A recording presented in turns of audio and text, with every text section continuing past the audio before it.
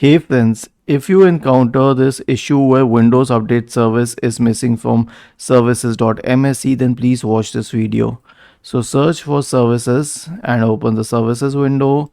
Scroll down to the Windows Update service and you will notice that at times it is missing. So if that happens, then we have an excellent fix on the Microsoft Answers forum. I will share the link of the Microsoft Answers forum with you.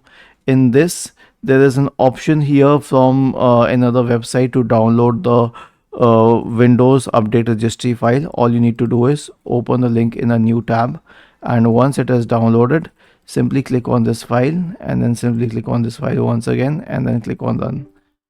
Okay, again you have to click on Are you sure you want to continue and add it.